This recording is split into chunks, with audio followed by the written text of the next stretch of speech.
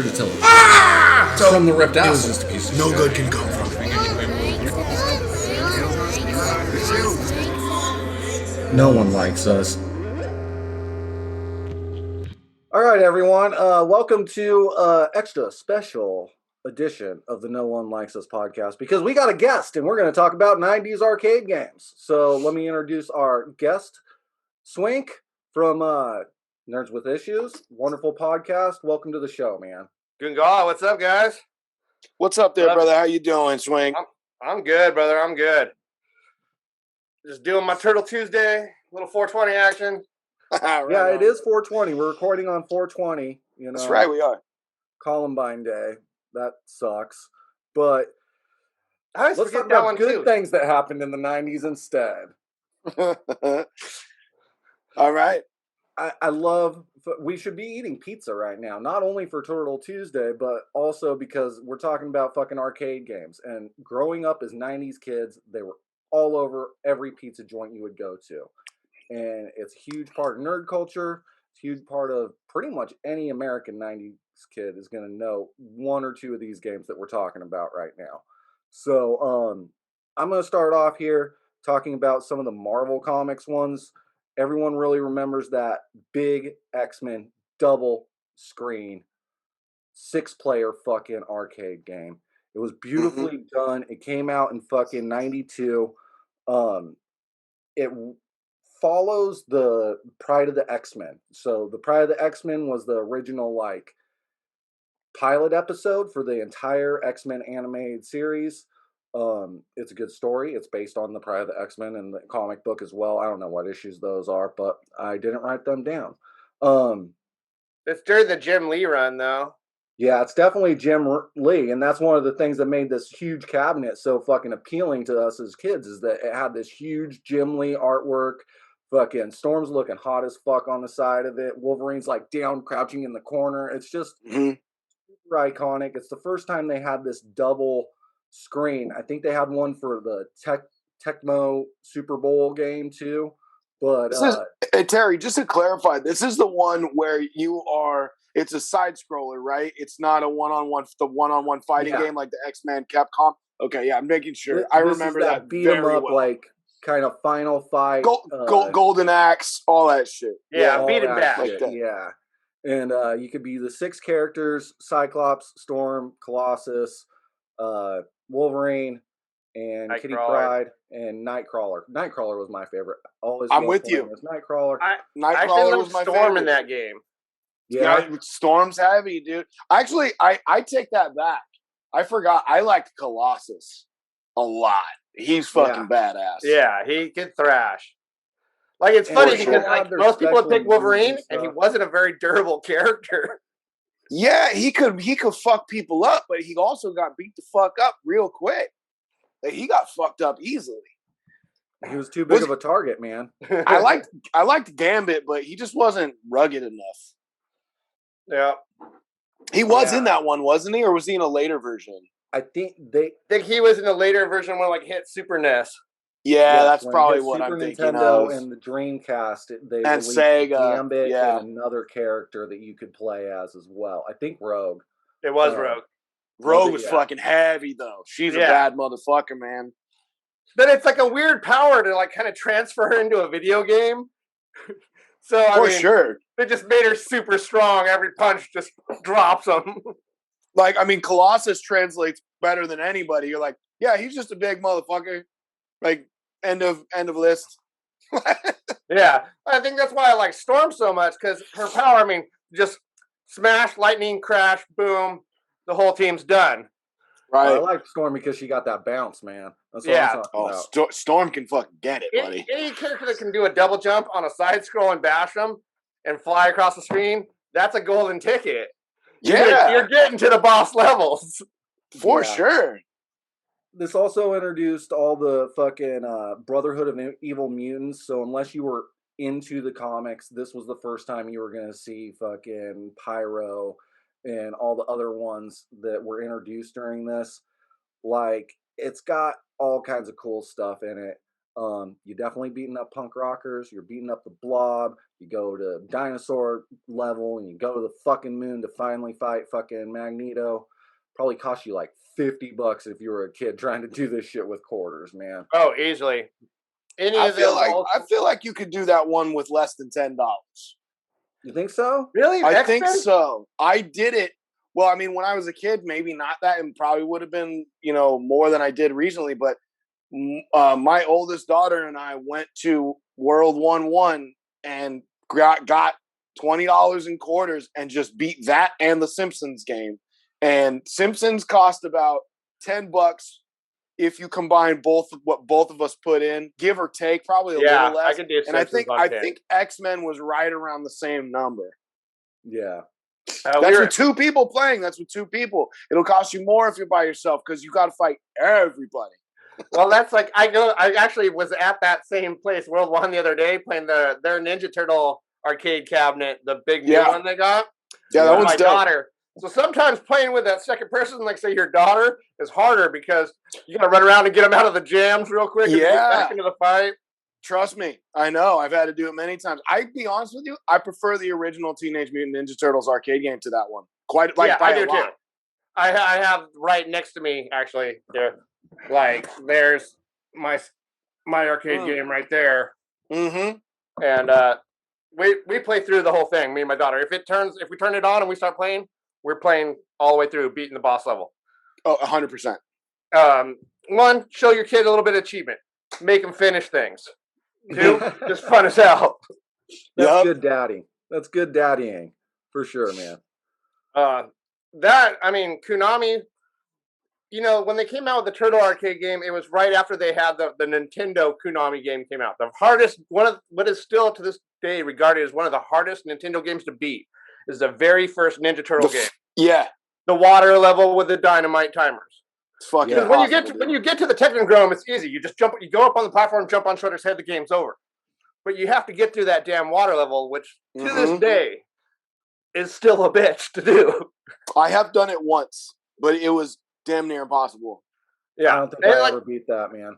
Yeah, and that is why I've beat it, and it's why it's to this day is regarded as one of the hardest games ever. The arcade version was like, all right, this game is way too hard. But everyone wants Ninja Turtles game. This is in the peak of Ninja Turtle era, so they came out with a side-scrolling bash 'em, and it was great. Everyone loved it. Yeah, it rules. It's got everything you want from a Ninja Turtle game. All the major characters, side-scrolling action, different types of enemies with all the different colored foot soldiers. You get to use all their special moves. You get to see all the characters. It was everything Turtle Heads from the cartoon wanted, hands down. And that's when I love these beat 'em up games, man. Those are like literally some of my fucking favorite shits ever. Because after they did the X-Men in '93, they come out with the Punisher fucking arcade game, and that shit was fucking rad. You got because you can be Punisher or you can be Nick Fury. Nick Fury smoking a fucking cigarette the entire fucking game, which is wonderful, man. I fucking love it. You literally, like, they're grabbing moves. Instead of, like, grabbing them and throw them, if you have a gun in your hand, you grab them, put it underneath their chin, and fucking pull the trigger. And if you can find the Japanese version, it blows their fucking brains out. Yeah. That game is super heavily based on War Journal, on the Punisher War Journal runs.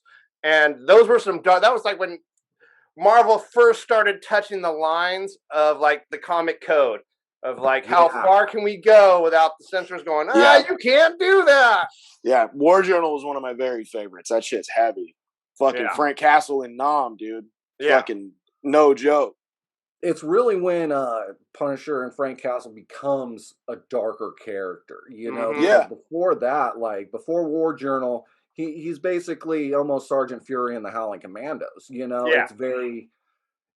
he's the villain in the Spider-Man, but once he became his own solo, the first Punisher run, it's pretty tame and just G.I. Joe, like Sergeant Fury, you know?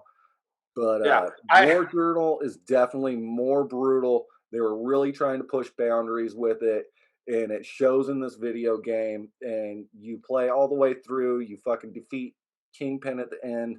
but you go through like poppy fields and stuff, and you're fighting in the back of trucks.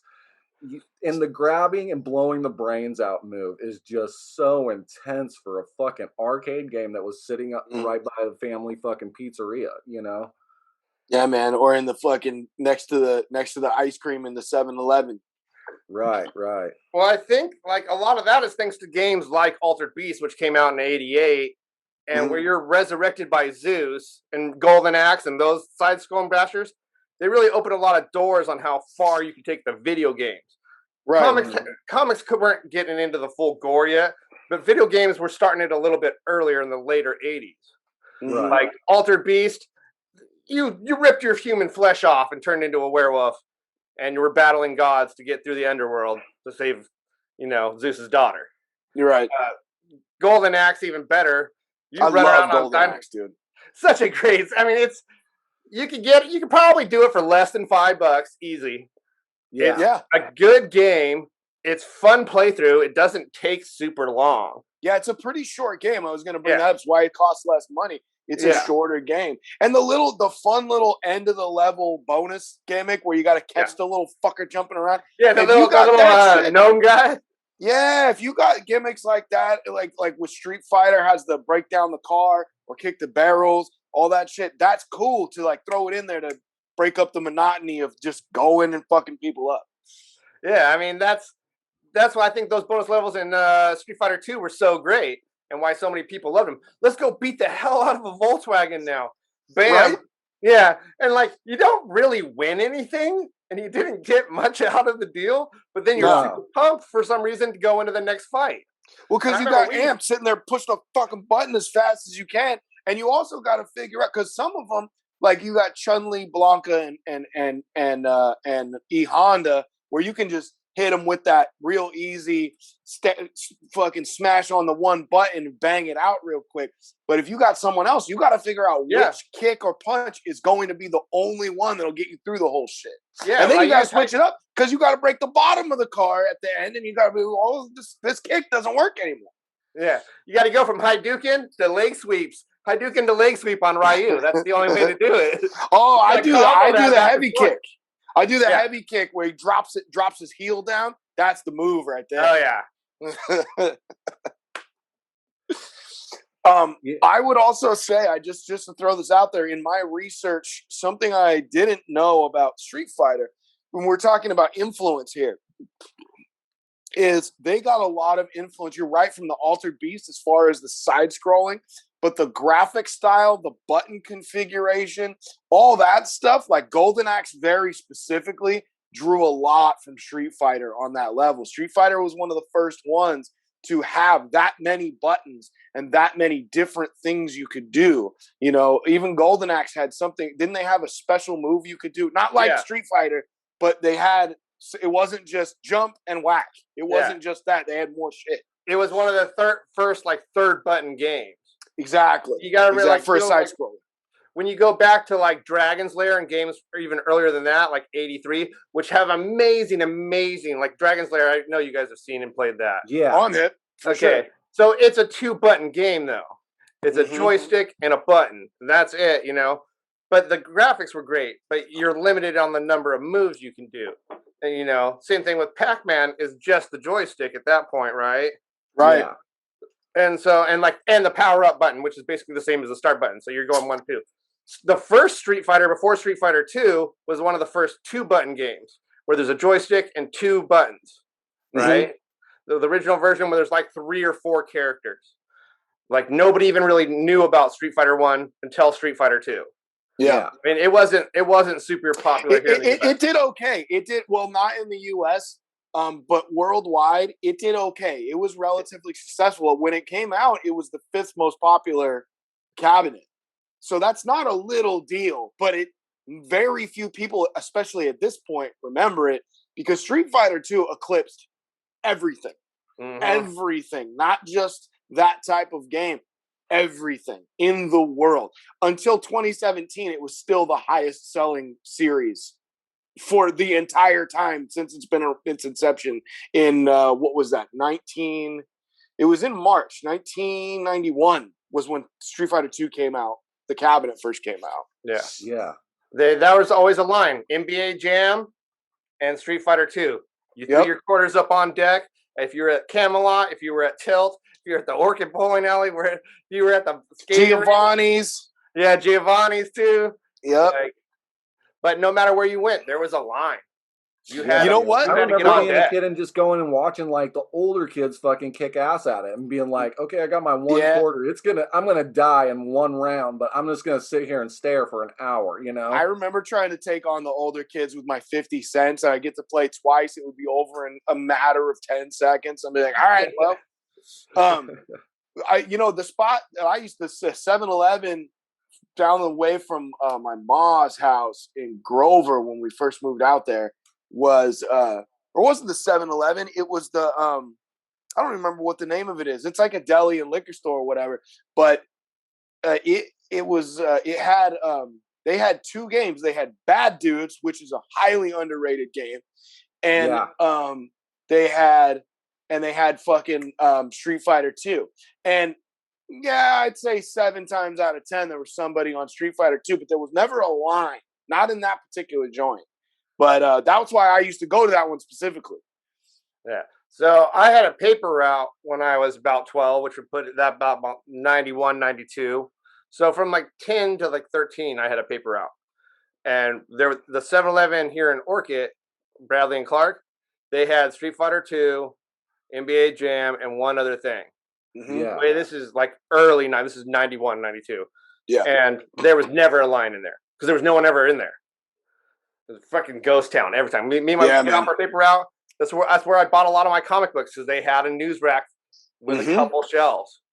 Right, right. It was either that or go all the way across town to Joe's Comics over by the mall, which is now like a Santa Maria Salon or something. Yeah, it's been gone for years, buddy.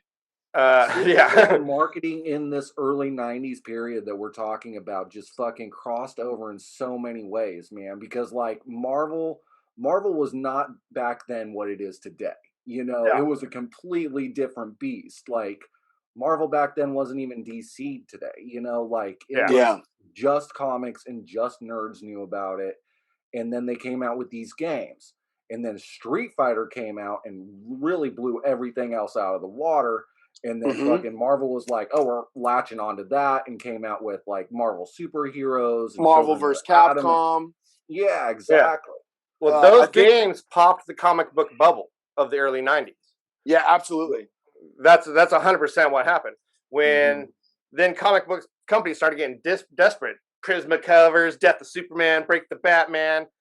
Every artist leaves and goes and starts Image. I think video games definitely helped catalyst that whole thing that happened right there. That bubble popping and comics losing their value, and a lot of people leaving comics because they all went on to games. Because right after, in the next 5 years, PlayStation started coming out, Xboxes, and I was going to comment on that. It's specifically the arcade cabinets that blew this up, because at the time, especially if you had something that transferred from an arcade cabinet to a console back then, I mean, up until 1993, there wasn't Super Nintendo. You got Sega Genesis somewhere in between there, but like there wasn't Street Fighter on NES. It couldn't be done. It was, but once SNES came around, it blew the fuck up. I mean, I think the first transferred game from arcade to console that was done really, really well was actually the Teenage Mutant Ninja Turtles arcade game. I still have my copy and a NES cartridge. It holds up. That's still a fun game to play. Oh yeah. And then you have Street Fighter on SNES. SNES is really a big turning point, because now the games they're making they start making even more games out of movies because of this. Some of them are really fucking bad, but some were actually most of them are bad. Like but the ones on Nintendo were the worst. On the original NES, Friday the 13th, Nightmare on Elm Street, Addams Family, Fester's Quest, those games fucking suck, dude. Yeah, really bad. Impossible to beat. Like seriously, fucking self-confession. I own that Wolverine NES because it was a Wolverine fucking video Yeah, I game. So I remember went out and fucking bought that shit, man. And I played that I spent like 5 or 6 years of my life on that, dude, from like literally 8 to fucking 14 or something. And I never beat that fucking game. I get to Sabretooth and play for like 2 hours, man, and just I feel like most of all man. those movie games were like that. Impossible to beat. Fucking, like I said, especially they made 3 RoboCop games for Nintendo, and all of them were intensely impossible. I specifically remember RoboCop 2. I got it. It was on sale because no one was fucking buying it. So I got it, and I will never forget this. They had this thing set up to where when you move, if you move to the side, it's just a side scroller. But you didn't stop. When you stopped moving, you'd slide. And you didn't slide a little bit. It was actually a lot. And I'm like, what the fuck mechanic is this? This is the most bizarre thing that they programmed in here. Like, and it had to be done on purpose. It just made no sense, and it made it impossible. You're constantly falling off the edge of shit into what kills you. I don't even know what killed you. You just fall off the edge of the thing and it's a mummy wrap. Like it's fucking Mario Brothers or some shit. Yeah, because you're constantly on an ice level, right? It's like you're constantly on a fucking ice level, World 6 from fucking Mario 3, dude. It's awful. I think that's another good point you just brought up is Mario 3. That's another big nexus of the turning point of games. Huge game changer. I was going to bring something else up about when you were talking about Button. I just went to a spot in Colorado. Everybody on the podcast has heard about this. Yeah, I actually just listened to this episode this morning. So you're hit. The last game I ended up playing, because I only had a quarter left, I ended up playing Dig Dug, which is still one of my favorite games of all times. And yo, man, on one quarter, I'm Tommy the Pinball Wizard with Dig Dug. 1 quarter, I was going for like 30 minutes to the point where I stopped. I just gave up because I'm like, we gotta go. We gotta go meet me and people. Galaga. Yeah, you just go forever, huh? Yeah, I'm a Galaga fan myself, man. Galaga was always my laundromat game. So all through my 20s, all through my entire 20s, me and Joe Cervantes, when we used to be roommates, we'd be playing that game for days doing laundry. Yeah. And it's at like every laundromat. It was at the one in Grover on 13th. Mm-hmm. It was in the one in Napomo. And because I moved around a lot, Terry knows, like, I moved around a lot. So, like, but there's this one video game, and I just happen to be really good at it. So just 1 quarter, I play through a whole load, stop, walk away, come back, still play, dude. It's just. Oh, Galaga's the greatest, man. Yeah. It's my favorite by far of the old school. I think that, that led to a lot of other, like 1943. I love 1943. 1942 was dope too. Yeah, like Raiden, those other flying games like that. Mm-hmm. I got fun. As far as those ones go, it's 1943 all day. That's the best one to me. No, I 100% agree. It was the first game you really saw the ship changes and gun changes to the ship to make a real battle effect. Like all the other shooter, flying games previous to that, you go, you pinball shoot, blah, blah, blah, blah, blah, blah, blah, blah, blah. Right. This game, you got weapon upgrades, plane upgrades. You started to see it. And it was nice because you went from like a little, single prop to, double barrel biplanes. Right. And like the next thing you know, you got the bomber. And what's dope is the upgrades, unlike every other game, side-scrolling games where you shoot or whatnot, those upgrades, they have a time limit. And in that game, they didn't. If you had it until you died or you got a different power-up. It's keep it as long as you can keep it. Yeah, like, man. As long as you can hold on to it, you had that plane, you had that gun. And I love when a video game does that. I think you made a great point, Ryan. Like when a game brings you a weapon, and instead of I got my 20 seconds of rampage, and I get to whirl around the whole screen and kill 4 dudes, or I get to hold on to this double blaster spread wave and just go. It's like Contra. Yeah, remember Contra? You'd get the spread gun, and then you would get pissed off if you gotta avoid everything else. If you accidentally got the laser one, you'd be like, "Son of a bitch, dude! I don't want this shit. What the hell am I gonna do with a flamethrower right now?" Right. This is not practical in any way. Fuck yeah, Contra's the greatest, man. I love fucking not Full Metal Jacket, but what was it? Metal Slug? Metal Slug. There you Yeah, go. Metal Slug was dope too. That was a fun one, man. That's when Yeah, like I the love Neo that shit. Geo started making the scene. I really Right, love the Neo Geo because that's like you got Bust a those Move? 4 games. That was Yeah. another thing that was really revolutionary is when Neo Geo came out and you had 6 fucking different games in these consoles. It'd be like a sports one, it'd be Bubble Bobble and fucking Metal Slug or There was like a Killer Clowns one-on-one that I played one time at Camelot over here. So my mom's friend, when we were younger, he actually worked on arcade games.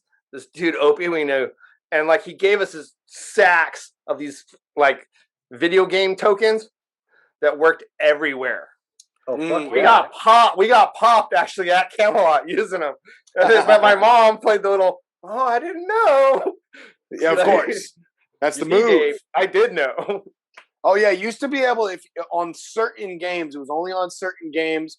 It wasn't the game itself. It's the cabinet because basically all it is there might be artwork on the outside of it. But you remember those ones that were just blank cabinets. It was just a little board that had all the information. You take that, you can open that bitch up, pull that board out, and then put a new one in, and you've got a whole new game. That's why the Neo Geo was actually such an easy thing that I don't know why they didn't think of it earlier. Because all they got to do is just put 6 boards and then install this different thing. You press a button and then it switches to the different ribbon that talks to a different board, and you've got 6 different games. You really don't have the only limit you have is space inside the fucking cabinet. You could put 15 games in there. Oh yeah. Well, go ahead. Well, that's why these ones now you see these cabinets with these people that have 3,000 games in it. Right. It's like, I mean, because it's all digital. Yeah. My cabinet came in a box. I had to put it together and anything. And like you said, it's just one thing. Boom. And then mine has 2 games on it. It has Turtles and Turtles in Time. Mine has 3 different versions of Street Fighter on it. But I'm going to try and figure out if I can add this little box that I have to it and access all of these other games. I'm not sure. I got to figure it out. What I was going to say about those cabinets is that you could flick dimes into some of them. If you flicked it up and over and hit the fucking little lever, it would boom. That's a quarter right there. There used to be like this little slot key, and what it looked like was a little flat piece of plastic with a hook on it, almost kind of like a little box cutter kind of thing. Yeah. And click it real quick. Me and my brother had one of those bad boys, and got caught using that thing too. Of course. Yeah. But like, when you're 12, 13, they just kind of like, where did you get this? And you're like, the dude and the guy from the place. And they get out of here, you punk. The other one was you can use slugs. Like back in the day, even with those early arcade games, you could still just use fucking slugs. Oh, you could use washers, like straight up. For sure. All I had to do was be heavy enough, had to be the right size, and be heavy enough to trigger the fucking thing. That's it. That's all I had to do. Until you put a shitty one in there, and then the whole thing breaks, and you're just like, fuck. Yeah, then you get to finish that one play that you just did, and you got to walk away before someone has to prepare it. Goddamn juvenile delinquents. I mean, we were fucking animals. What do you want? Oh yeah. I mean, like I said, I played all over town. Like we had bags of quarters, and plus I had a paper route, so I made a little money. Like I was always working. Right. I'm making some money somehow. And comic books and arcades, if they had them, that's where I was at. And I was doing it. I mean, I'm not even a basketball fan. I'm not. I am not a sports guy. And NBA Jam rules. Yeah, I'll tear people up. The other one I liked a lot all day long. Arch Rivals was dope as fuck too. Yeah. So they got punching motherfuckers on the court, court, like your arcade one up. Yeah. Yeah. So you got the Street Fighter one, the fucking. I guess it's turning into a commercial, but yeah, you got the Street Fighter one, you got the Teenage Mutant Ninja Turtles one, you got the NBA Jam one. I think they got a fucking Mortal Kombat too. Mm-hmm. They have the Marvel one, but it's the fighting game one. Supposedly they're going to come out with an X-Men one too. You mean Marvel vs. Capcom? That one? Yeah, they have one of those, and it's got like Thanos on the side of it. It's pretty cool looking. And then, but they're supposed to come out with the 4-player fucking X-Men one next. So I gotta see what that thing looks like. For sure. I talked to a couple guys in my turtle groups, and they literally have these jailbroke, like build their own cabinets, and it's insane because they've got their arcade games. They're not playing PlayStation games on there. They're playing legit arcade programs, and all of them, hundreds of them, thousands. It's insane. Yeah. That's awesome, dude. Like this one dude, he has like every Turtles game from every system on this one box. So he's got all the PlayStation games, all the GameCube games, which I don't even know if you guys know. There's 4 different Ninja Turtle games that came out on GameCube. Like, there's a lot. I missed GameCube by quite a bit. I played it very, very little, but there were some really good games on there, man. Yeah. I never had a GameCube. I played it rarely. One system that I really loved was way back in the day, the TurboGrafx 16. I don't know if you guys remember Slaughterhouse. Slaughterhouse fucking rules, dude. Slaughterhouse fucking rules. Fuck yeah, like, dude. You're basically the Jason Voorhees character, but you're fighting like it's like, oh, this is totally a Mad Balls ripoff. It's a flying head and the eyeball shoots out at you, and and you just bash brains in with a pipe. It's fucking great. Pipe, machete, bat. Yeah, that's a that was right before Sega or about the same time. I think it was just too expensive and ahead of people's because my buddy had it. I never had a TurboGrafx. I think back then it was like super expensive. They had that Boink game, which was like a caveman, and then they had fucking Splatterhouse for sure. Yeah, and a couple like shooters or whatever, but it was short-lived, I think. Oh yeah. Since we're off the beaten path slightly, this just popped into my head. Do you guys remember the there was a bunch of games, especially on it kind of stopped with NES. I don't think there was really any on Super Nintendo had a couple too. But NES had a bunch of games that were just gimmicks for companies. There was the Cool Spot 7-Up game. The Noid game. Noid game. That game was actually pretty fucking good, dude. There was I know there was a McDonald's game of some kind. I don't remember playing it really, but I think it was that Happy Meals. Remember like the Fry Guys and shit and Grimace? Yeah. I think it was all those characters. And the little nuggets that were like I feel like they were like racist in blackface, like chicken nuggets. Oh, that shit was wild. But I always want to bring that up because the Noid game was actually pretty good, and the Super Nintendo Cool Spot 7-Up game was fucking pretty rad too. I remember the Cool Spot one for sure. Yeah. Those are actually, and the Noid game was actually fun because you got to be the Noid and run around and like do vandalistic stuff. Yeah, and just collect random shit. Yeah. It was, you know what it was a lot like? It was like the old Paperboy game, like where you basically run around and throw stuff and bash windows and hit stuff. And but more of a side scroller. Yeah. Yeah. I love Paperboy, but that motherfucker was hard, man. Oh yeah, that's a game right there. Another one that was notoriously difficult, but just so fun to play was Battletoads. Battletoads was fucking dope, but god damn was that game hard, man. Oh, that was so cool though because you like spin them and they come at you towards the screen and shit. Yeah, yeah, fucking great. Mm-hmm. I think they were one of the first games that really utilized that throwing. And the Ninja Turtles, they throw the characters at the screen, and they get like their flipper would turn into a Doc Martin with spikes on the bottom. Yeah, smash the next guy. Yeah, like one guy had like his arm turned into like a giant like brass knuckle with a spike fucking bracelet and shit, and he yeah. So here's some nerd stuff on that. There's actually a company making action figures of those guys right now. Of the Battletoads? Yes.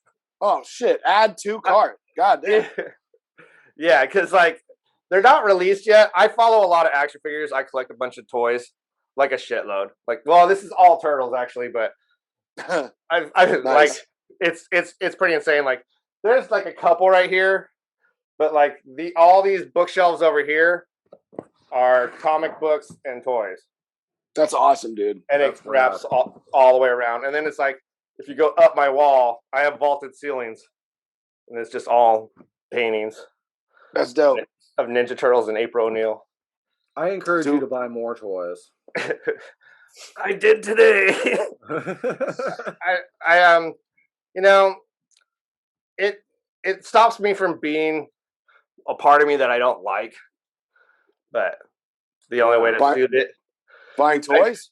Yeah, and reading violent comic books. It takes away this angry, like really dark part of myself and keeps it kind of tamed. That's what video games are for me for. It's therapy, buddy. Yeah, that's what basically it is. Like, I can turn that into power and use that aggression later at work, get through my workday, power that out, channel it. Nice, man.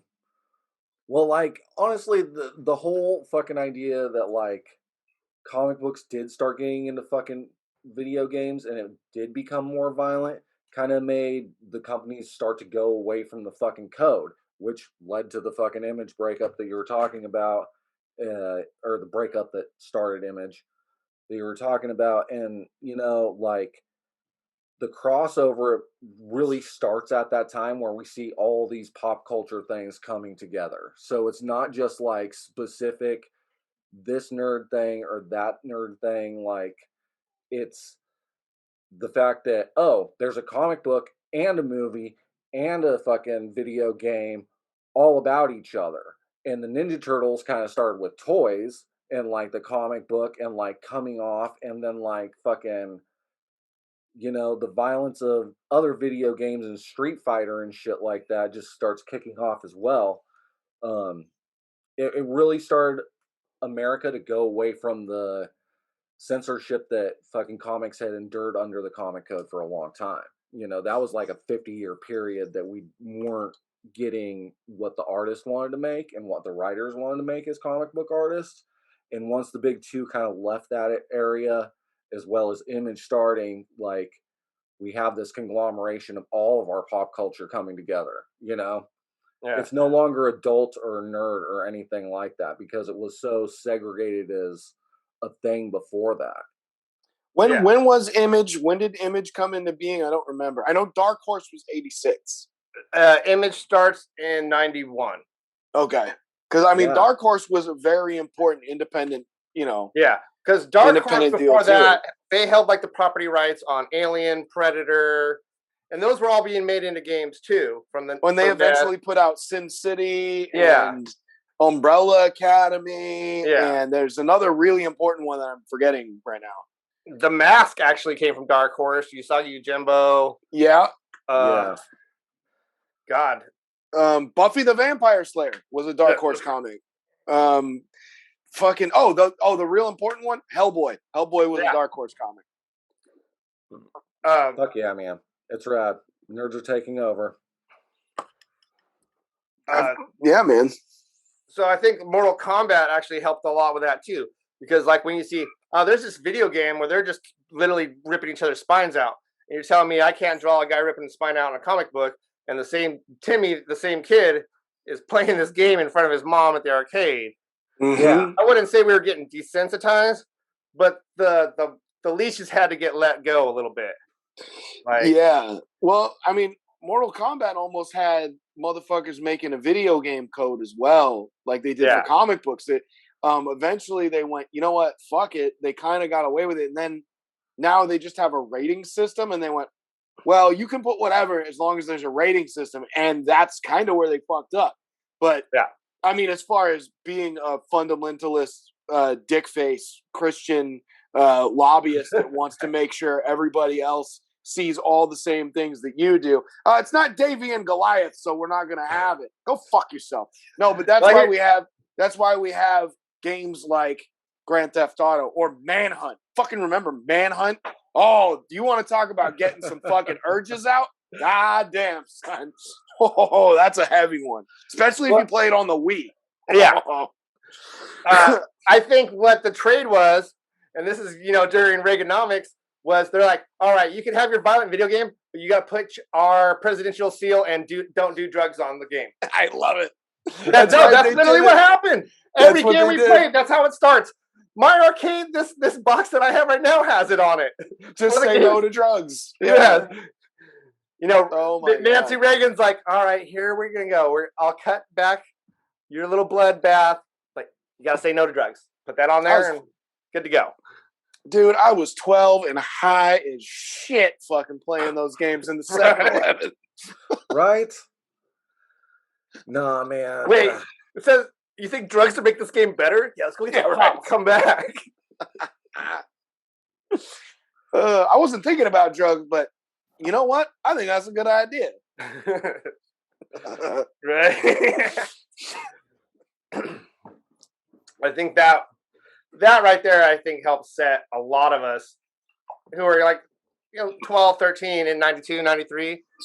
That whole switch over of having bloody arcade games in public, comic books were changing, like a lot of underground music started making it making itself more profound and more accessible to people. Because like I remember when I first started listening to hip hop and underground music and punk, it was all on a burned cassette. Like I didn't get the straight cassette. My buddy had to record it off his buddy to get it to me. And like that was most of my tape collection. Right. Yeah, that was us too, man. Yeah. Yeah, I would have Subhumans on one side and then I would have Guns N' Roses on the other. Like I mean it didn't matter. You got I got these two tapes. Fuck it, they go on this tape, I guess. Get the low bias Memorex shittiest tapes of all earth. Or it was Come in a literally 10-pack, just a it gotta Guns be N' good. Roses album that you only recorded over one side of. Yeah, if you put the tape over the top of the cassette, just like you did The move. So yeah, I definitely one had a Subhumans couple album Kenny G equals tapes. one half of fucking Use Your Illusions Part 2 because no one wants to listen to that. I definitely had a couple of Kenny G tapes and some country Christmas albums that I 100% put Venom and Metal Messiah and Guar and all kinds of shit over. I purposely did that shit too. You got to put the satanic shit over the Christmas albums. Makes sense to me, Oh, that's great. All right, back on video games. Do you guys remember Captain Commando? Another good side scroller. Oh fuck, dude. Yeah. Yeah, that's underrated as fuck. That one, right? Mac the They brought that Knife. character back in like fucking Marvel versus Capcom fucking newest edition or whatever. Yeah. You can play as Captain Commando, and that's the fucking shit, dude. Yeah. Mm-hmm. Like so, and this is also now what has happened is like it's almost come full circle where a lot of comic companies are now buying these video game properties and turning them into comic books and turning them into movies, and they're all trying to pull the MCU, as we call it. Like every comic book company wants to be the next Marvel MCU because what they did was phenomenal. They took over all of Hollywood. Right. DC can't do it. Their movies fucking blow. Their universe fucking blows most of the time, dude. Well, I've never been a DC fan. Same. So like I think the whole board here can agree. Yeah. Team Marvel, man. Yeah, all day. I came up on X-Men in the library. Like that was my first comic book exposures. It was like my parents had bought me Archie books, but like the first books I really started reading was X-Men. And it really spoke to me because you had all these different diverse people with unique abilities coming together and then sticking, it was something new, different, and I loved it. I was all about it. And then especially when in the late 80s, Jim Lee drawing it, the art, and then you started to see Excalibur's came out, then X Factor, X Force, all those books. It gets into that's why I think the games were so popular too. Mm-hmm. Oh, 100%. Everyone can relate to one X-Men easily. Yeah, it's the team of misfits, and like they're all trying to liberate people and shit like that. Yeah. It's awesome, and they're all outcasts because they're this group of misfits. It's fucking rad, man. The X-Men blew my mind as a child and is insanely influential on pretty much everything else I've ever watched and read,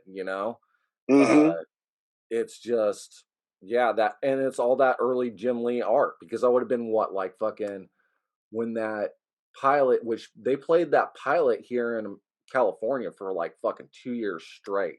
I think I was 8 or 9 years old, right? And so that was whoa, this is the greatest shit ever. And then they just came out with all the comics and everything, and I was hooked for life.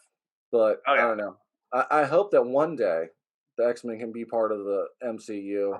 I don't know. They own the rights and they don't. Like, it's all tricky, but Yeah, that's stupid. You can't. It pisses me off because the fucking X-Men are way better than the fucking Avengers. And if they were going to do a Marvel Universe type of thing where Spider-Man could have hung out with Wolverine, which they did in the comics, all kinds. But no, they had to go with the fucking Avengers. Fuck the Avengers, man. Dude, I'm not interested in. I've never seen those movies. I'm not interested in the Avengers, man. I don't give They're good one. movies. It's the Marvel I don't universe. give It's one fucking all mad amazing as fuck shit, man. about the Avengers, dude. I don't care. I'm just not interested. It's fine, but I'm not gonna watch 7 movies. But I've watched every single X-Men movie. As a matter of fact, as far as comic book series of movies go, like major blockbusters, they're the only ones that I own. I don't fuck with the other ones. I just don't care.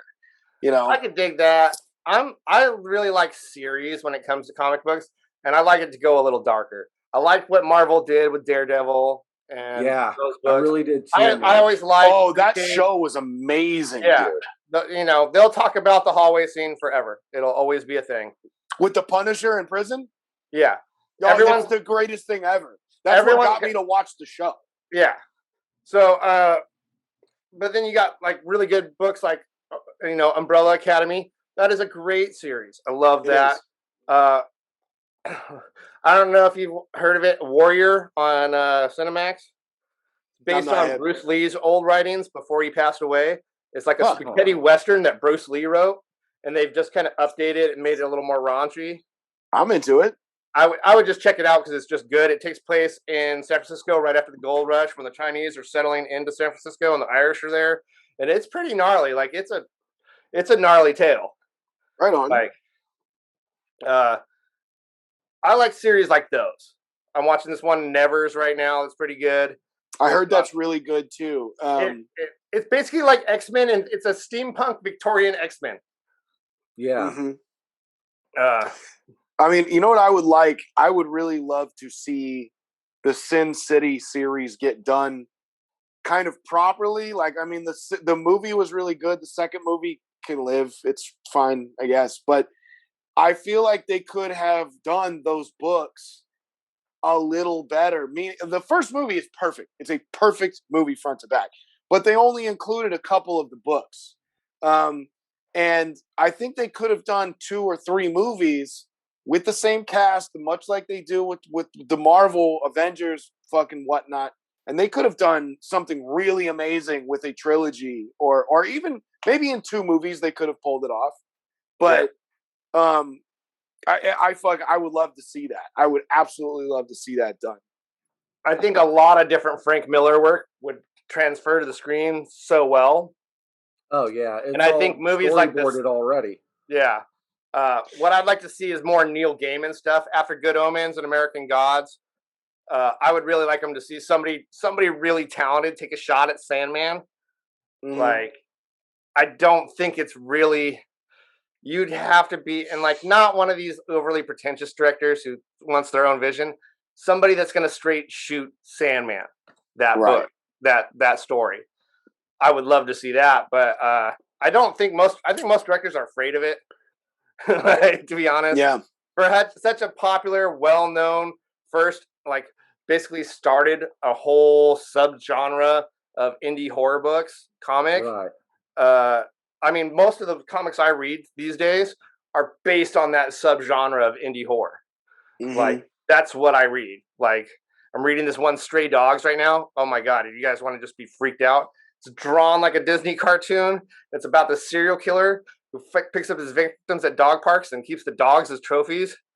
I love it. And the dogs start becoming self-aware. We actually interviewed the writer of this the other day, and he's been drawing My Little Ponies for the last 5 years. Great stuff. Like, fun guy, awesome to talk to. Just like one of us, dude. Just a dude like hanging out. He's I think he's 41, same age as us. Fucking lunatic. Oh yeah, like because we were asking him like weird, questions. I don't want to get too into it and ruin my interview, but it was definitely it was a trip to listen to like how his writing process went for writing that book.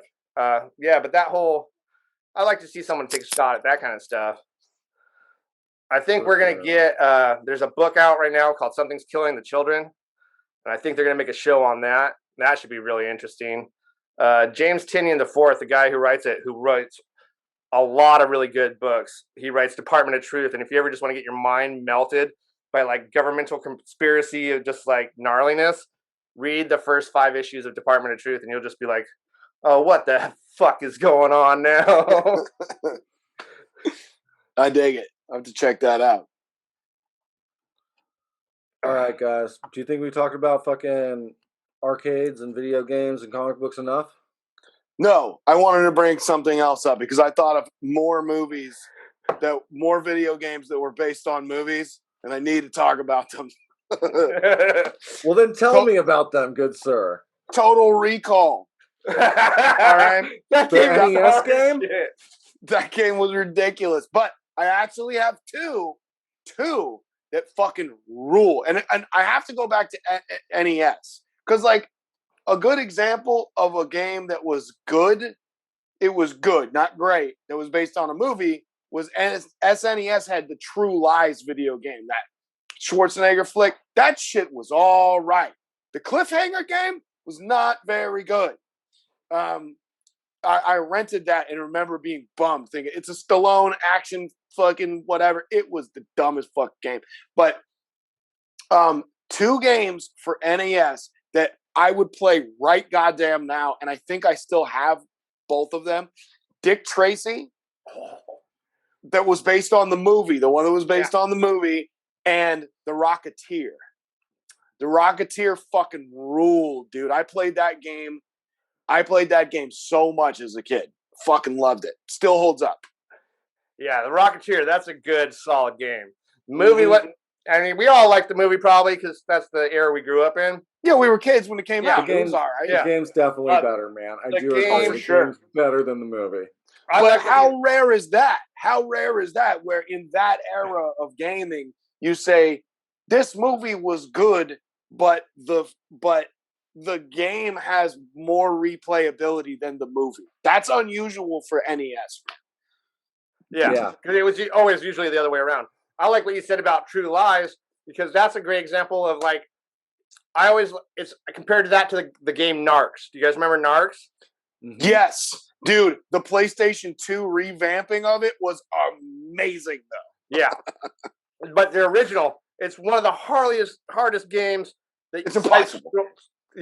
Side scroller shoot 'em ups, Contra style games, but it's hard as shit. Mm-hmm. Like most side scrollers, you could just bash your way through if you hit the button enough times and just restart.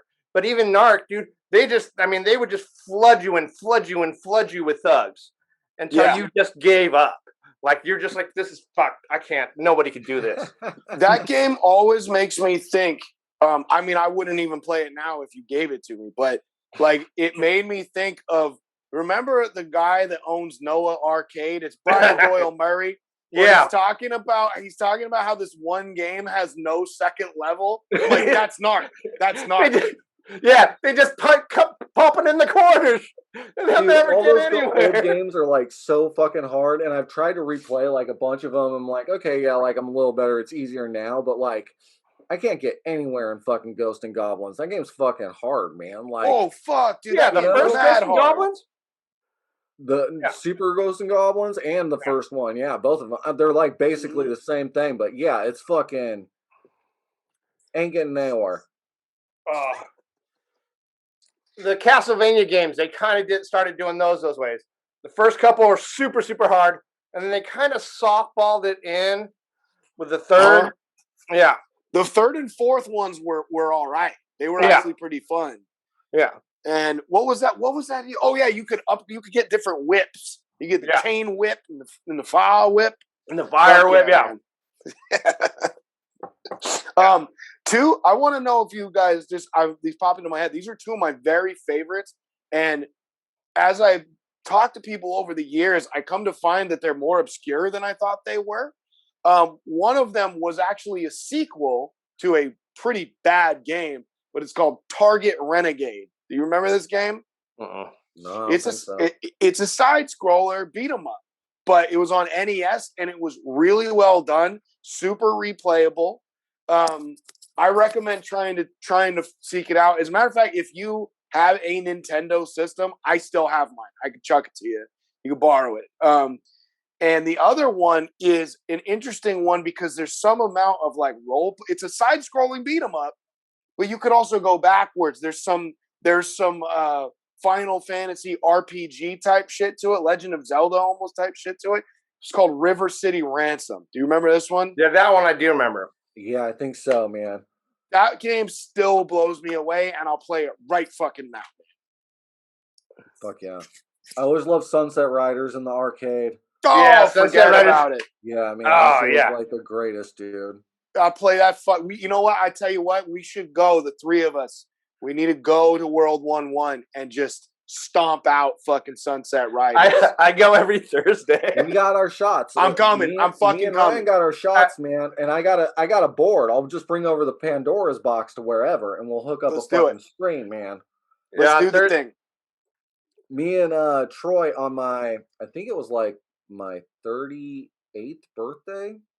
Me and Troy played all of Moonwalker on the damn thing. And Oh my god, that's a great game too. Like, what the fuck are we doing right now? But we're super drunk. Tremendous. I honestly game, think dude. that Moonwalker game was better than the movie. Oh, it wasn't even close, dude. The game is so good, and the movie is kind of not at all. Dude, that game is fucked up. You don't even know what the fuck's going on. Now that I'm an adult, I'm like, weird, why are there dude. clowns everywhere in my fucking like special abilities that I get a monkey that helps me? And it's fucking weird. And you're saving the children. Why is this motherfucker kicking dust at motherfuckers everywhere he goes? This is fucking crazy. No, dude. He's kicking the more you know star at motherfuckers left and right. It's fucking ridiculous. I gotta know though, because we kind of went off in left field. I love this podcast. I think this is going great. But one thing I wanted to cover, we already covered the X-Men. I want to know from my deal, let's say, you know what? Fuck it. Of all time, you could go of all time. I was gonna say only the first like 2 or 3 incarnations. Favorite Street Fighter character, and if you need to say my favorite character and my favorite person to play as, that's fine. Because I have 2 different ones, believe it or not. Yeah, because I would say I have 2 too.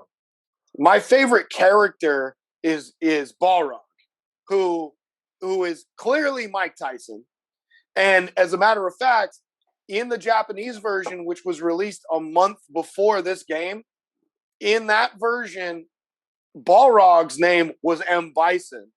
M. Bison's name was Vega, and Vega's name was Balrog. Yeah.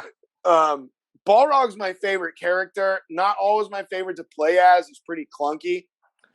To play as, overall, I have to go Ken. I like Ken quite a bit. Yeah.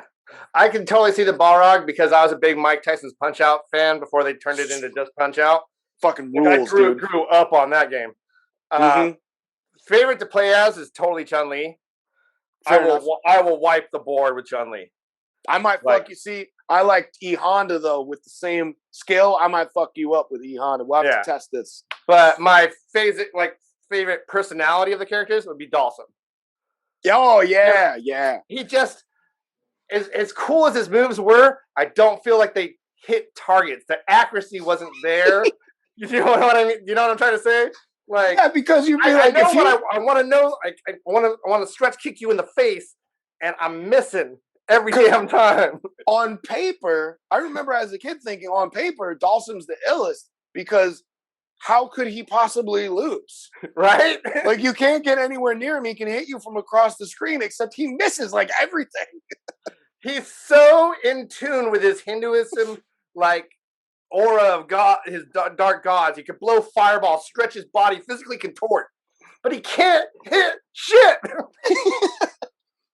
It's all the pacifism. It's fucked him up. Fucking duality, man. Sometimes it bites you in the ass.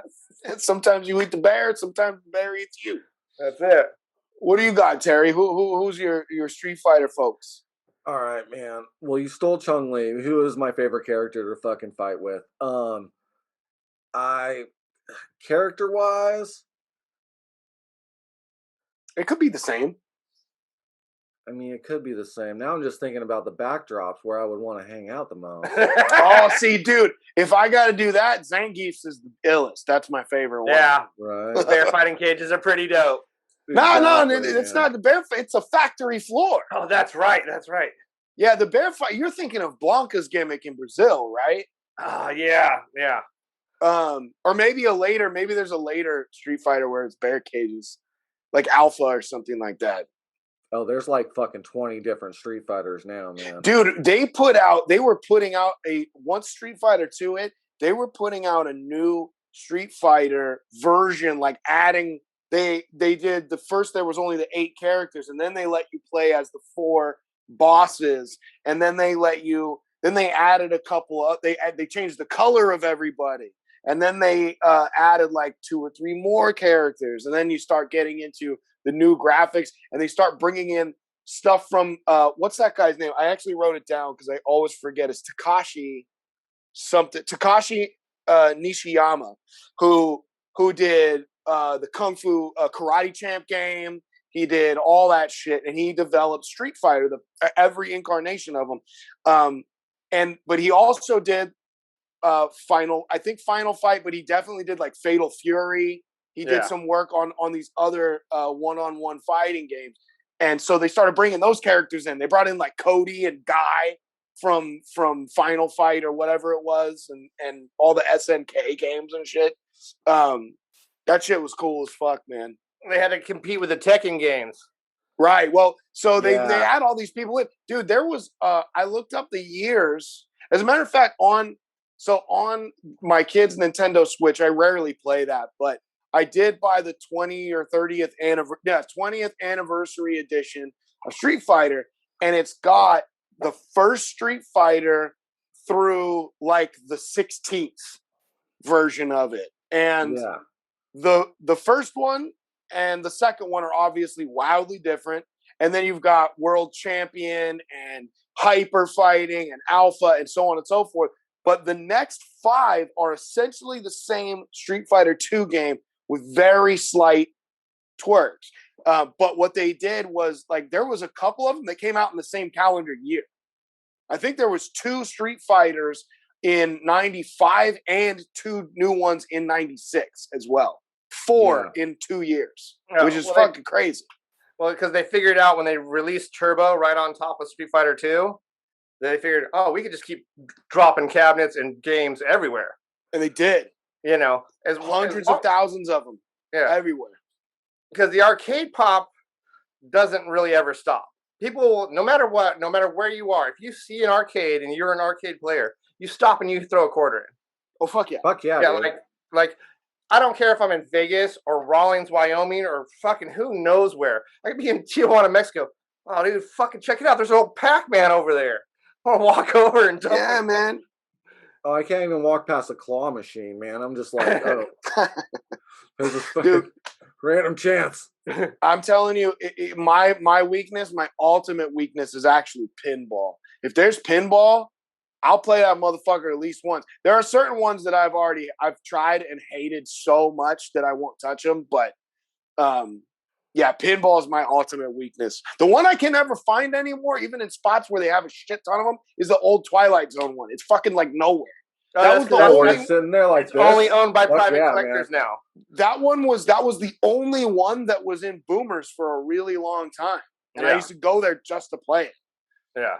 It was Camelot when we were kids. But they had it at this pizza joint for the longest time in Pismo too. Yeah. And then it was Pasta Bella, and before that it was Pismo something else, and who knows what it is now.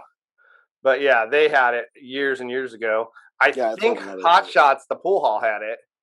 They definitely did. They definitely did for a hot minute. Yeah. The drive-in in San Luis has the Elvira fucking pinball machine, or at least one of them. I think which one of them? Oh, there's machine. There's like 4 of them, dude. There's a bunch of Elvira. Yeah, there's a bunch of Elvira ones. They still make new ones of people like that. Yeah. Yes, there should definitely be multiple. I feel like Giovanni's still does. Giovanni's definitely has that. I don't remember what it's called. It's the construction one. Yeah. And then they've got they've They've had like a the golf same one Simpsons once. game as long as I can remember. Yep, and it's always fucking broken. Oh yeah, I don't think it's not it even works. worth playing.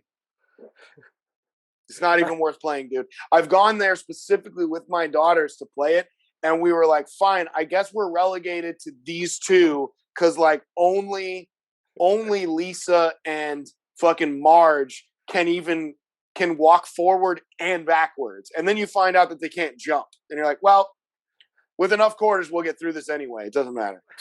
See, that's Like the I thing said, you I make on I this think- arcade one up thing. Yeah. Is your thing durable? I want to shake it. I want to build myself one of these. Well, here's the honestly. thing about the World One Arcade. All those guys, they work on video games all the time. Yeah, so they fix them. those games are upkept. Like, what happens to arcade cabinets over time is button smashers. Yeah. Hin. That wears and tears on it, man. Dude, even as a kid, I remember seeing the kids that had no money that would go to the game and just grab both joysticks and go bam as hard as they could back and forth. And I'd be like, hey, what are you doing, man? Stop that shit. And they're like, it just meant nothing to them. And their parents would be like, well, that's fine. Like, fuck all of you. Every one of you. And that was when I was little. I was a salty old man when I was 7. You were born a salty old man, Ryan. Mm-hmm. Fucking A, right. So, yeah, I need to build myself one of these goddamn arcade cabinets, honestly. You guys can hack yours. I've seen people do it. Yeah. And I encourage you to break the law in that way. That's my next plan.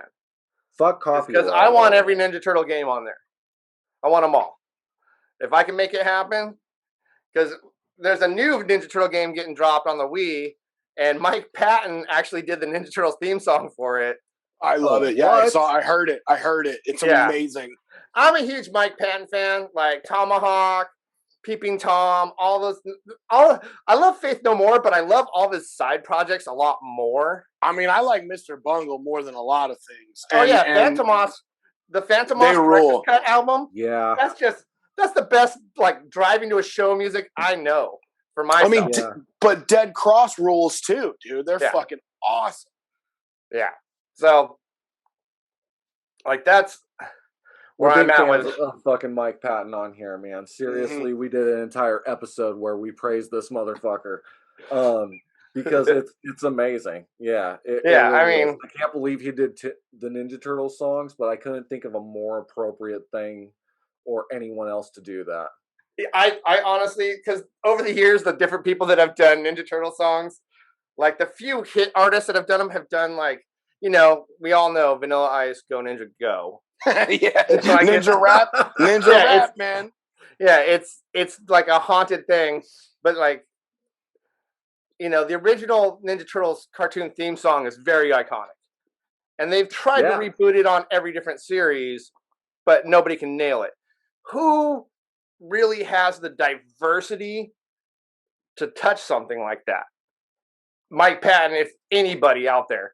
With a diverse profile of music, I would say is Mike Patton. 100%. That guy's touched all types. I mean, you've got guys like there are 3 people that come close but can't go anywhere near the diversity, and I wouldn't put them in charge of this. One of them maybe. One is Tom Waits. Another is Nick Cave. But this is the one I actually would be interested to see what he did with it is Danny Elfman. Yeah. Danny Elfman could probably bang out the Ninja Turtles theme and it'd be pretty ill. Yeah. I could definitely see Danny Elfman, his style going to it. I would like to see Aesop Rock if I was gonna pick someone. Yeah. That's the hip hop head in me. Like if we were gonna go to the hip hop route again and we're gonna try to get rid of like the memory of the Vanilla Ice song. Yeah, I want Aesop Rock to do a form of Go Ninja Go. I think that's a brilliant idea, and I'll bet you he'd do it.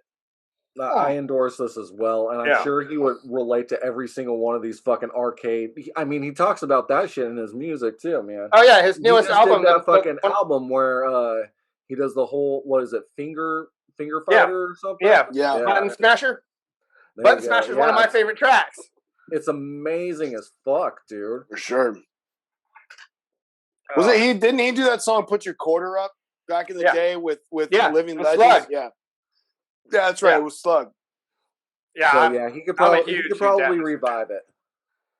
Yeah, Make it worth listening to. Redeem us from Vanilla Ice. Oh, dude, that guy's a cocksucker in real life, dude. Like, I think LB is. We've actually talked about it on the show. Like, that guy is actually a complete fuckface. There's no redeemable qualities about him. He's a talentless, goofy hack of a fucking white boy has-been rapper. He literally had one hit. I guess 1.5 if you count fucking the Ninja Rap song. He's whack as fuck. He's made of pussy and he's a dick. Like you can be those things, but if you're a nice guy, I'm like, well, I mean, he's a nice guy. It's okay. Like, yeah, but no, he's not a nice guy. He's a fuck face, man. He's a real asshole. The problem is this is from a shellhead perspective, is because he still rides on the Ninja Turtle name. He's got a Ninja Turtle van. He rents it out for parties and shit. He has a Ninja Turtles van? Yeah, dude, man. It's bullshit. I want that fucking van. This guy. Oh, dude, seriously. We'll have to talk about this off the air. But I'm not the dude I was help you acquire that van. Yeah. Back in a different. So you're talking to Swink, but if Shango was out there on the streets still, Shango would have that fucking van. Ryan is still walking around free, so I'm still about it, buddy. Fucking to be a rich celebrity. Well, I mean, Rich, man. Rich is pushing it a little bit when you're talking about Robert Van Winkle. That motherfucker don't have no money. He rents the van out like weekends for kids' parties. He's not. He's hurt, bro. He's a part owner in an Airbnb franchise. Pretty much. It's a car, so it's just even worse. It's a van that probably smells like kids' piss at this point. Oh, no doubt, nobody cleans that motherfucker. Yeah. So. Oh man, he's out there with his fucking toothbrush, be like, "Fucking kids and their cotton candy." Sticky ass fingers touching everything. Mountain Dew Code Red just won't come out of this fucking leather seat. Oh shit! Yeah, fuck your van, Vanilla Ice. So the funny thing is, there's one track that he's on, and I like the track, but I hate his verse. Is the Bloodhound Gang's what's the name of that song? I don't know. It's from One Fierce Beer Coaster, one of Bloodhound Gang's first albums. I remember that record. I didn't know he was even on that record. I'm not a big fan though of them. Yeah, they're what I would refer to as ball rock. Like, here, look at my nuts. It's funny. You know what I mean? Yeah, that's fair. Yeah. Like, there's no redeemable quality there, but they got a couple catchy jingles. Yeah, he's got. I mean, that dude has a couple of lines where I'm like, "That's pretty clever. That's kind of." Fun. But it's like not worth me listening to the whole song for. Yeah, that's kind of where I'm at with that too. It's like he's smart. Jimmy Pop was a smart dude, and he came up with some great like one-liners. Mm-hmm. But there's not a lot of. It's not substance. It's not something you want to be like. Yeah, I'm listening to this, and this is how I'm going to live my life. Yeah, for sure. There are people I'm sure that did that, and those people should be drowned. Those people became juggalos later on. Oh man, that was like those are the guys that were pretexting to the Limp Bizkit guys. Get me fucking started on that fucking. Sorry. So, to complete the answer, Chun-Li as playable character, the best background, I think, is also Danzel fucking, Who? Dalsum? Dalsum, yeah. Oh, Dalsum. Sorry. No, I didn't hear you. And, yeah, because the elephants and shit, man. It's the most epic. I do love the elephants. Some of the most annoying music, though, in the whole game is his level. Yeah, and he's so fucking pompous when he fucking wins and shit. He's like, yeah, fuck you, I can float. It's like, well, yeah, of course you won. You can also stretch your body and blow fire. Fuck you. Dude, honestly, my favorite background, if you're doing backgrounds, my favorite one is Balrogs as well. He's in Vegas, And you're just fighting in the middle of a crowd. It's like a gang fight. I like that. Yeah, he's got the showgirls with the big old fucking feather boas and shit. Yeah, it's man. pretty Limos amazing, and man. shit. Yeah. I think I would go with Saget's. The big statue. The Indonesian temples and like there's something very Buddha like reclined and shit. Yeah. I think there's like good duality there because this guy's obviously a villain. He's got an eye patch and shit, a scar. He's the original villain from the first one. Yeah. He gets the scar on his chest from Ryu, the only really playable character, unless you trick the system into letting you be Ken. He's the only playable character, and he scars his chest with the flaming uppercut, and then he vows vengeance, and you have Street Fighter 2. I just feel like that's like boss level shit. If you surround yourself with, like a villain who surrounds himself with deities to make themselves even bigger, because we all know that people use religion for power. That's that kind of bullshit that mind works with. He's an Eastern philosophy like fucking Jimmy Swagger. An Eastern philosophy Joel Osteen, this motherfucker is. Yeah, exactly. Damn. That's heavy. I never thought of it like that. That's pretty fucking brilliant, man. I never gave Saget that much depth either. But I think he probably does. He is in front of Buddha. Yeah. Yeah, man. That's just like one of those patriarch type guys. They surround themselves with the deities. They come up and like, oh, you can't even beat me on this rug. This is a holy rug, you know. I think, and that's what happens a little bit with the Dulcims. You get that very Temple of Doom kind of thing going on. Little Kali Ma dudes in the background. Kali Ma! Except Dulcim's whole reason for doing it was just to get money so that he could take care of impoverished Indian people. Yeah. Whereas Saget was trying to get revenge. And then, of course, M. Bison, who's also a Thai guy. He's from Thailand. That motherfucker was trying to take over the whole world with the Shadow fucking gang. Yeah. Shadaloo. That's not gangster, man. You can't call your gang Shadaloo. Like, I'm not taking that shit seriously. That sounds like a bad 90s country song, man. That shit sounds like the sequel to a breakdancing movie. You can't call it fucking Shadaloo. Shadaloo 2, Electric Boogaloo. Exactly. Electric Shadaloo. Yeah, fucking even some of the first anime and shit that I saw was fucking Street Fighter related. You know, sure. All of that stuff was because by that point I think that was pretty much the most marketed thing outside of like Speed Racer and shit that I had ever seen of like Japanese animation and stuff in this country on a wide scale for it to be available to me, you know? Well, it was the first video game property to movie, right, to film, I believe. Yeah? Street Fighter, yeah. I don't know. It was within a few years. I mean, that movie is 96 or 7, and they got the biggest stars ever. And the only person that was worth a shit in it was Raul Julia. He died. Cool. I know, he died before the movie came out. Yeah. I think that's one of the things that killed it. That and like the coked out acting, because they're all so fucking high. And even as a young man, I could be like, these guys are fucked up. I mean, given my dad did coke a lot back then, so I saw it regularly. So I know what the sweating and everything looked like. But I mean, it was obvious. Like they didn't even hide it on screen. I mean, it's just pouring out, and their eyes are bugging, and they're yellow, and like I imagine it's like they went back and watched that movie now, and they want to re-release it. They're gonna have like 10 dudes like going through and whitening their eyes a little bit. Like that was when Van Damme was his most coked out too. He was pretty bad, like thousands of dollars a week on coke. Oh yeah, I mean, to tell me that these guys just weren't so amped on being in the street fighting competition? Do you think that they were under some type of influence of drugs? Not in Hollywood. They don't do that type of thing over there. What's weird is Van Damme a couple of years after that does another like fighting movie where he goes to an island and trains for a competition to save the world, and it's actually pretty good. And I can't think what the fucking name of it is right now. Afterwards? Yeah, after Street Fighter 2. God, I don't remember that.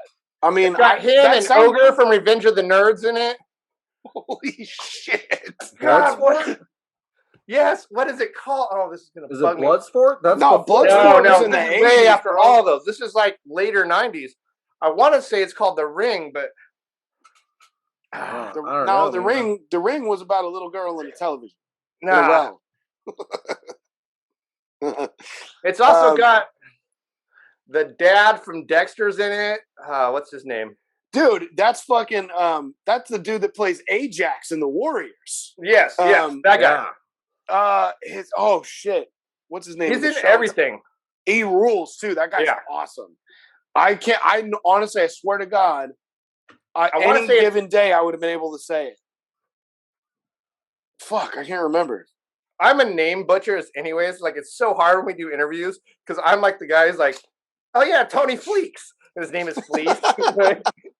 Yeah, I do that multiple times in this very episode. I probably mispronounced a couple of things. So it's all good, man.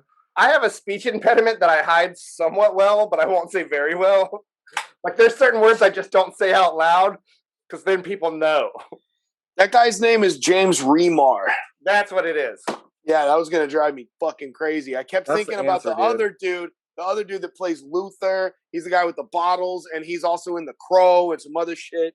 No, it's James Remar, plays Dexter's dad, Ajax, and he's in that fucking movie too, apparently. Yeah. Because, like, let's see, Street Fighter 2, it bombed. The Mortal Kombat movie bombed. That shit was super whack too. Now, I watched the first 7 minutes of the new one tonight, and I don't know, I'm kind of like, I'm very intrigued because they're telling a different style story. It actually looks all right. You know, they're really bringing in, like, Scorpion is Japanese, Sub-Zero is Chinese. Yeah. So James Remar actually played Raiden in the fucking that's right. The Mortal Kombat movie too. That's right. Yeah, I haven't even seen the preview for that fucking new one though. It looks like, I think I've seen like a 15-second one. You know, like the quick blurbs. Yeah, a teaser. Like a teaser. But I haven't seen the full trailer. I want to check it out though. Of course, I'm gonna go see it. Yeah. Well, I think it drops Friday. Do you have to go to the theater, or can I just buy it? Is that what? I'm watching it on HBO Max. So. Oh, there you go.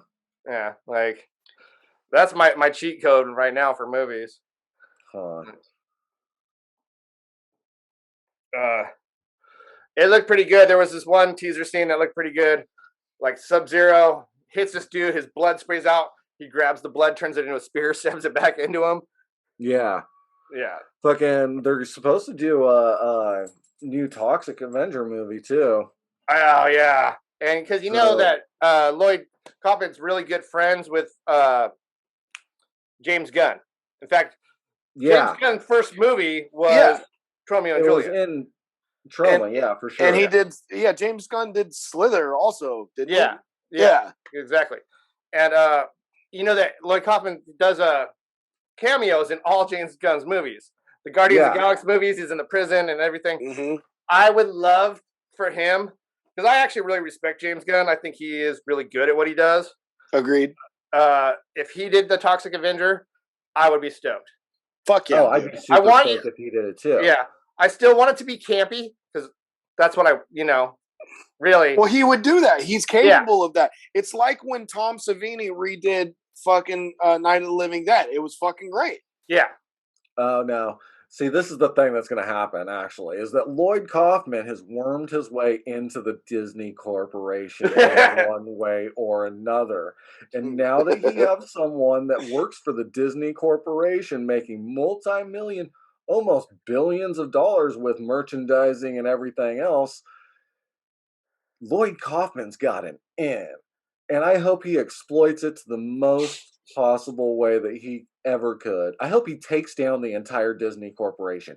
If Lloyd Kaufman is the Messiah that came forth to destroy the Disney Corporation and the entire Marvel universe about making a film about the Toxic Avenger, would my that life will be technically make the completely Toxic Avenger a justified. Disney princess? That's probably how he's going to get him on technicalities, but like, He's got I a am just tutu. Lloyd Kaufman dressed up as a Disney princess. Why are you kicking me out of Disney World right now? A big whole show. Hey, National news. Swink, before we wrap up, I remember this fucking movie, dude. The Van Damme flick. I totally fucking remember it. It's called The Quest. That's right. That's the Quest. Yes, that's it. That's so one. Fucking bad, dude. Oh yeah, because I was an action movie junkie forever, man. Eventually, it just got to be all explosions, and I'm just like, I'm done. Like I mark for those old Steven Seagal flicks, the first couple that he made, basically up until like Under Siege, and then I was done. There's this little theory I call them rehab movies. So like after a big Hollywood actor like crashes and burns like from drugs and alcohol and all that stuff, they do a campy film, but along the same lines of the movies that they already do. Absolutely. That's Van Damme's The Quest.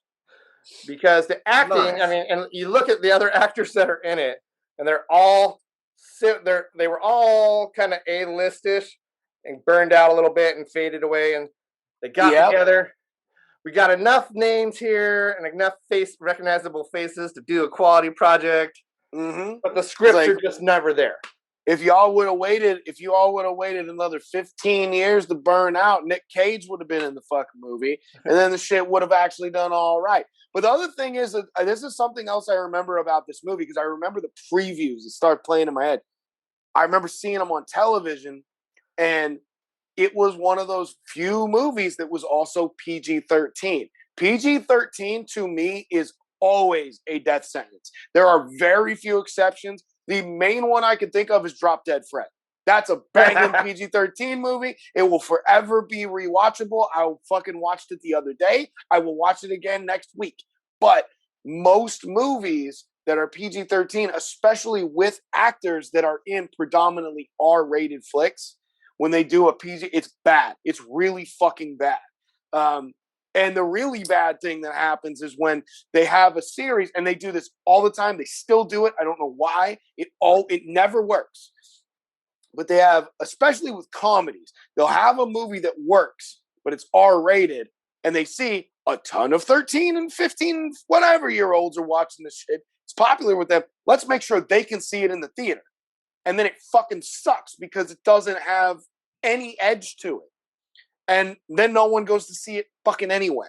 Yeah. Like it just doesn't make any fucking sense, man. And that's The Quest is on that level, but with action flicks. It's a cable television movie. Because I don't think I ever watched it like other than on like TNT or one of those some side network. Right. Same. Kind of like Same as me. What is this shit? And I end up watching it and sitting through commercials for this shitty movie. But I still think it's better than Street Fighter 2 was. I mean, yeah, it was. It for sure was. Like it's a sad thing, but there was more of a believable story on that shitty movie than Street Fighter 2. For sure. Anyway, y'all have anything else y'all want to add to this thing? We have more we need to talk about? We're getting on to 2 hours here. The only final thought that I have is that actually Nicolas Cage, who's making his fucking horror comeback right now, is going to come in on a fucking motorcycle like Ghost Rider and be like, hey, Lloyd Kaufman, as he's dressed up as a princess, and get on the back of my motorcycle while we take down the entire fucking MCU.